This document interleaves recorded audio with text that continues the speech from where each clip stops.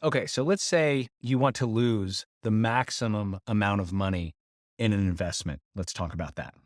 Really, investing in general can be a roller coaster. Housing, a little bit less volatile than, say, just stocks, but the market, goes up and down, goes up and down. The general principle of investing: buy low, sell high. So the way to lose the most money is if you buy in high and then the market dips or crashes and you sell at the bottom. Now, for starters, I don't think we're having a housing crash right now. I think really the housing has been going up at a steep incline, starting to plateau out. That's relatively normal business cycles.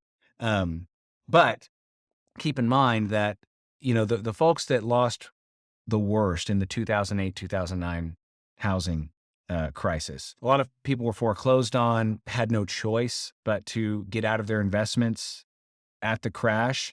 And honestly, there's nothing that can be done about a lot of that. But other folks had a choice. They were concerned about what to do with their investments. And if you had a choice and sold at the bottom, it would have been really painful to see, 2009, 12 months, 18 months later, as values, nearly regained everything they had lost. Now, that's not true across the board about every type of stock, every type of investment, or housing prices. A lot of places in the United States did see a pretty dramatic recovery in just 18 months. And then a couple years after that, housing prices really started to get in the black again. And again, various places in the United States would have experienced that differently. Some places took longer to recover, others recovered relatively quickly. But the way to lose the maximum amount of money is to jump off the roller coaster at the bottom. Seeing your investment go down is scary, and you want to have some measure of control. It's really hard just to wait.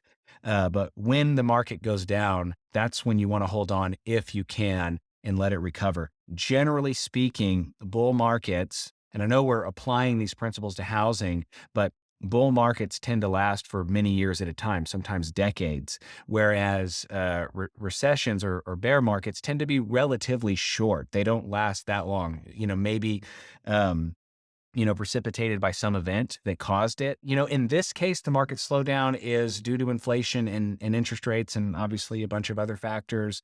In 2008 and 2009, very different situation.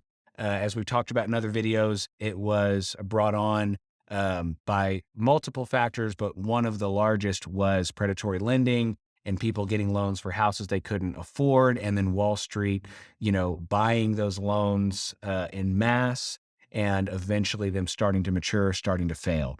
And people had heavily, heavily invested in that. So, what we're experiencing in the market right now is really nothing like that. Just a general principle to keep in mind is for whatever the market does dip in the future, because again, right now we might be seeing more of a plateau, but eventually it will dip. When it does, if you have control, don't jump on the dip, hold your ground, be patient, let the investment go up.